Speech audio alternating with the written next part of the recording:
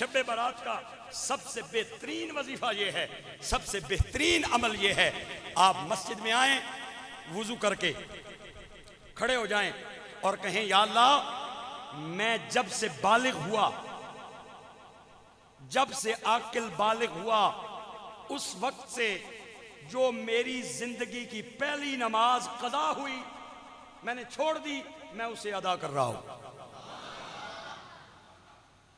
فجر کی نماز کی 2 رکعتیں پڑھے، اس کے بعد 4 رکعتیں ظہر کی پڑھے، 4 رکعتیں اسی طرح عصر کی پڑھے۔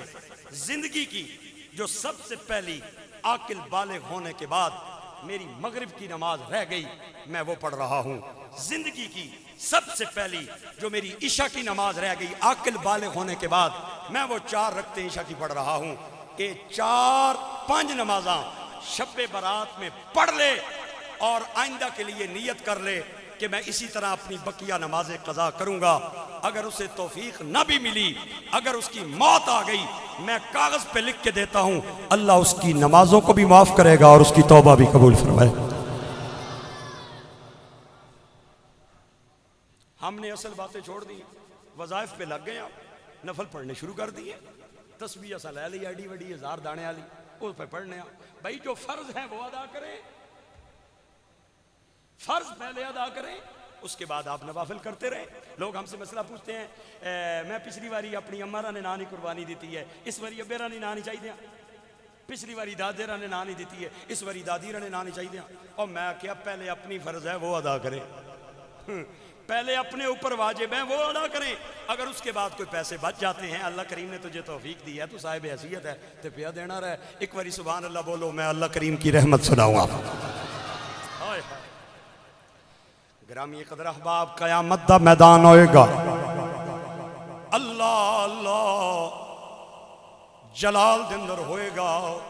میں کتاباں دے اندر پڑھیا ہے کہ جہنم دی اگ جہنم چو باہر نکل کے گناہگاراں ول لپکے گی، قریب ہے کہ وہ گناہگاراں نو اپنے لپیٹ دے اندر لے لائے۔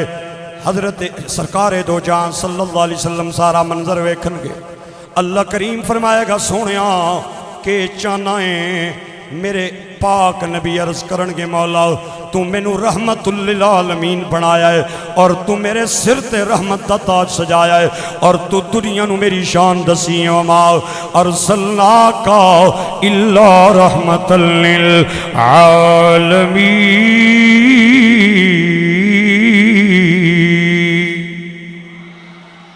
لقد جاءكم رسول من انفسكم عزيز عليه ما عنتم حريص عليكم بالمؤمنين رؤوف رحيم۔ سونیا تو میرے سر تے رحمت دا تاج سجایا ہے، رأفت دا تاج سجایا ہے، اے اللہ اگ اج میرے گناہگار امتیاں نو اپنی لپیٹ وچ لین وستی بار بار دوزخ جو نکلنی ہے، آواز آئے گی سونیا گھبرانا کیوں ہے؟ اللہ اللہ اپنے نبی نو ایک پیالہ عطا فرمائے گا، او دے اندر پانی دے چند گھٹ ہونگے اور آواز آئے گی سونیا اے پانی دے جڑے چند گھٹ اس پیالے دے اندر نے انہاں دا چھڑکاؤ کردہ جا جہنم دی اگ نو بجھاندہ جا۔ میرے نبی پیالہ لے لین گے، پہلا چھینٹا مارن گے، دعا مارن گے تے تریا مارن گے، نہ صرف اگ بجھ جائے گی واپس چلی جائے گی بلکہ بجھ جائے گی۔ تے میرے پاک نبی عرض کرن گے مولا اے جڑا پانی دتا ہی بڑی طاقت والا بڑی قوت والا، میں اس پانی دا تعارف منگنا چاہنا ہے، پانی کتھوں آیا ہے؟ آواز آئی سونیا اے حوض کوثر دا پانی نہیں، اے جنت دا پانی نہیں، اے دنیا دی کسی پاک جگہ دا پانی نہیں، اے زمزم دا پانی نہیں، اللہ پانی کتھوں آیا ہے؟ فرمایا اے کوئی اور پانی نہیں، تیری امت دے گناہگاراں دا توبہ دے وقت نکلے آیا اکھاں چو پانی ہے، اور اس پانی دی اتنی طاقت ہے کہ اللہ نہ صرف اگ نو پیا بجھاندا ہے بلکہ گناہگاراں نو بھی پیا معاف فرماندا۔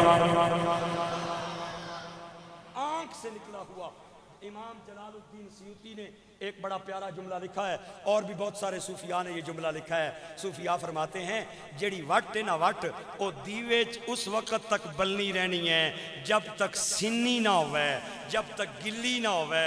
اگر اس وٹ کو آگ سے آپ دور کرنا چاہتے ہیں تو انہوں گلا کر دیو، آگ اس نے نیڑے نہیں آن لگی۔ صوفیاء فرمانے او بندیا اگر بچنا چاہنا ہے گلا ہو جا۔ ایک اور فکرہ کہوں آج، پہلی بار یہ کہہ رہا ہوں، پہلی بار یہ کہہ رہا ہوں فکرہ، اور مزہ آئے تو پھر بولنا، میری سبحان اللہ ادھار رکھیں، اپنی جیب میں رکھیں، اگر فکرے کے بعد مزہ آئے تو ضرور سبحان اللہ جیب سے نکالنی ہے۔ ہمارے صوفیاء فرماتے ہیں کہ بچہ جب پیدا ہوتا ہے نا تو وہ ایک ہتھیار لے کے آتا ہے۔ پرندہ جب آتا ہے دنیا میں وہ اس کے پاس ایک ہتھیار ہوتا ہے، اور اس ہتھیار کی مدد سے وہ سارے کام کرتا ہے۔ بچے کے پاس رونے والا ہتھیار ہوتا ہے، رو کے ماؤ نہ دودھ بھی منگنا ہے، رو کے اپنی تکلیف بھی بتاتا ہے، رو کے اپنی بیماری کا اظہار بھی کرتا ہے، رو کے اپنے مامے چاچے پیو ماؤنی ہمدردی بھی لینا ہے۔